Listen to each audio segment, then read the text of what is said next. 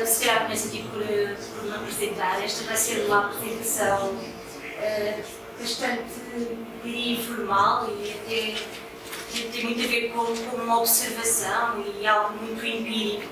Eu sou professora, como o Ricardo, professora no IPA, Instituto Politécnico do Cabo de Iterbal, e sou professora de design. Sou professora de design.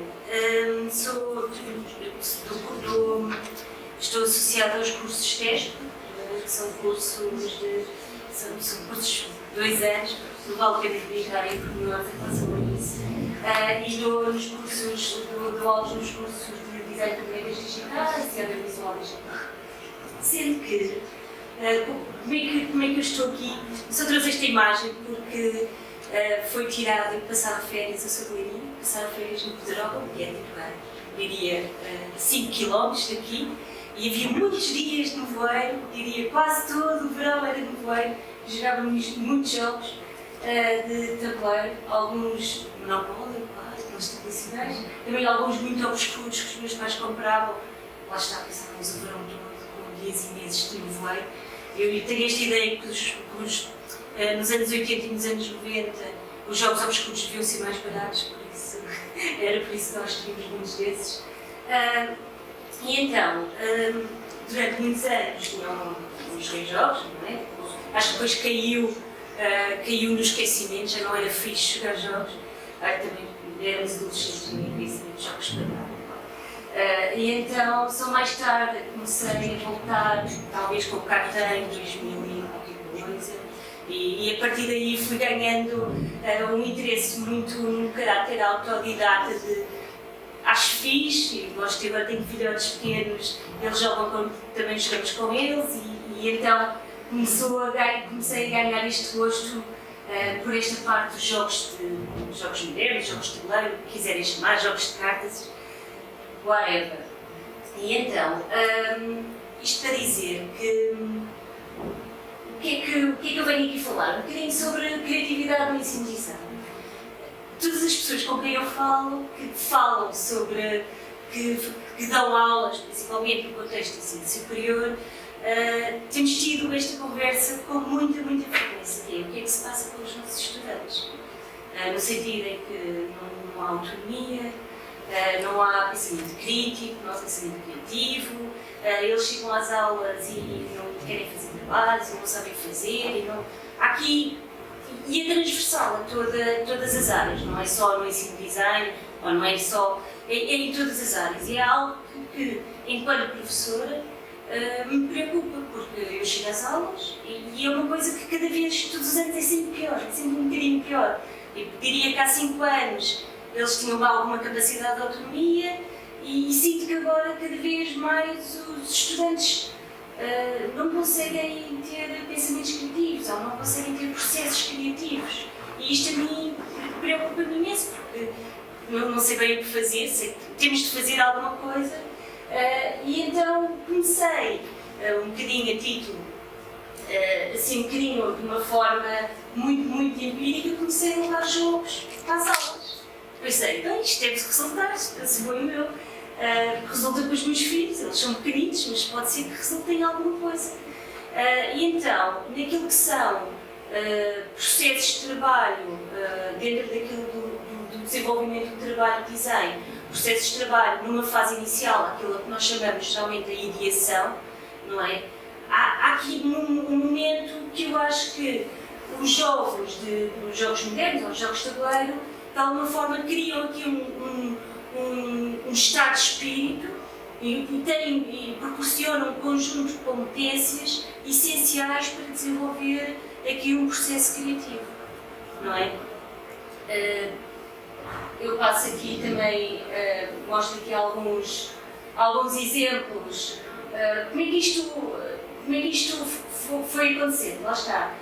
Sempre que eu vou agora para algum lado, com dias de atividades cooperativas ou quando fazemos alguns programas de mobilidade, levo sempre o meu peso extra em jogos e vou testando, principalmente naquilo que é a fase inicial do trabalho. sendo que, nestes casos, quando estamos a falar em programas de mobilidade, é muito útil do ponto de vista de colaboração, do ponto de vista de pessoas que não se conhecem, criar aqui um conjunto, uma aproximação, não é? E nós percebemos imediatamente, não é preciso fazer um estudo científico sobre isso, o estado de espírito antes dos estudantes jogarem e depois. Isto aqui foi também no Taroba, nós fazíamos muitas vezes. Lá está, os nossos pais na altura não queriam saber de nós como eu agora quero saber dos meus filhos.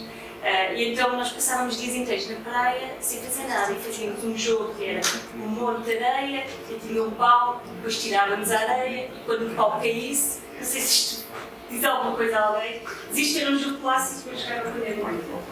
E tentámos fazer isto com a neve, claramente que a neve não tem a mesma estrutura que a areia e então a neve solidifica e depois, não interessa, acabou com uma mega festa de bolas de neve e toda a gente a ser destruída com bolas de neve, mas o importante tem a ver com isso, que é sair do contexto habitual, criar aqui uma quebra naquilo que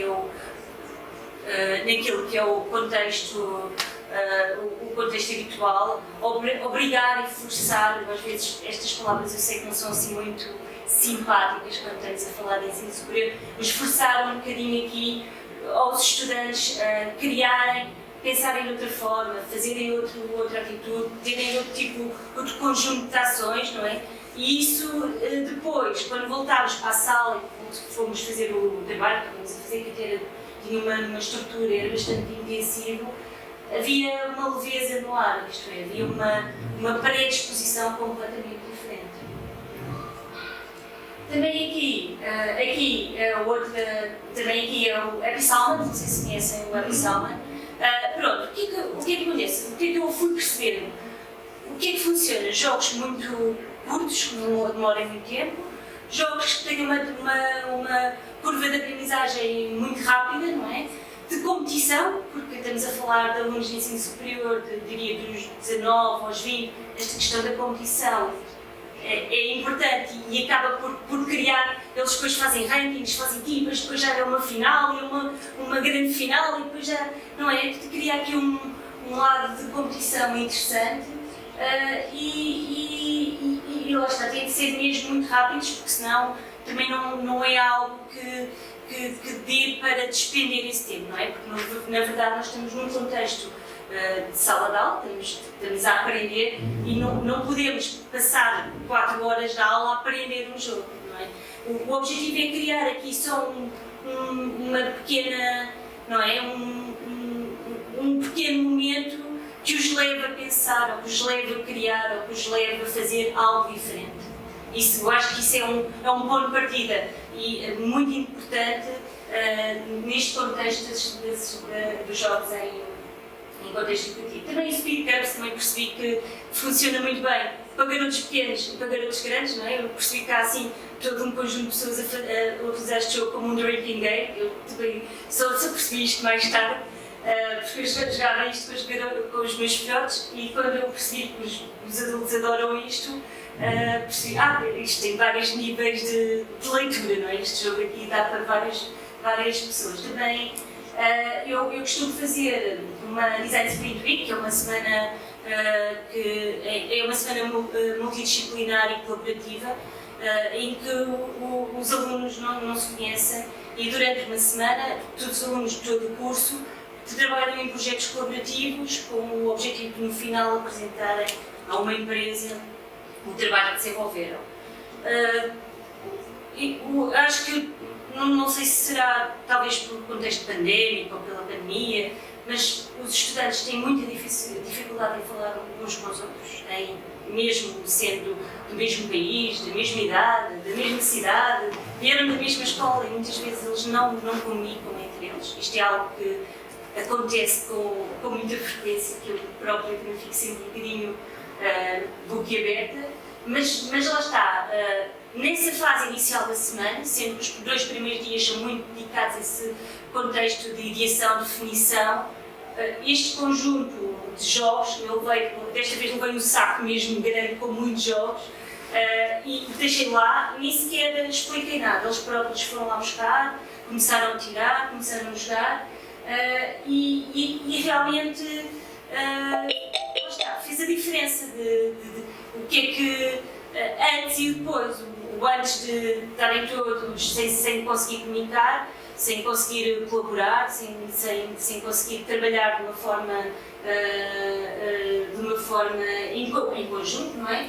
E depois foi uma diferença enorme naquilo que foi o espírito, também o caráter lúdico, não é? Muitas vezes esquecemos, é fixe jogar jogos, é divertido, e essa parte não pode ser, não precisa ser negativa, é divertido, e isso também tem de ser trazido para o contexto de sala de aula, porque as aulas não têm de ser, às vezes eu acho que no ensino secundário e no ensino básico, há muito aquela obrigatoriedade, a pressão, os professores são maus.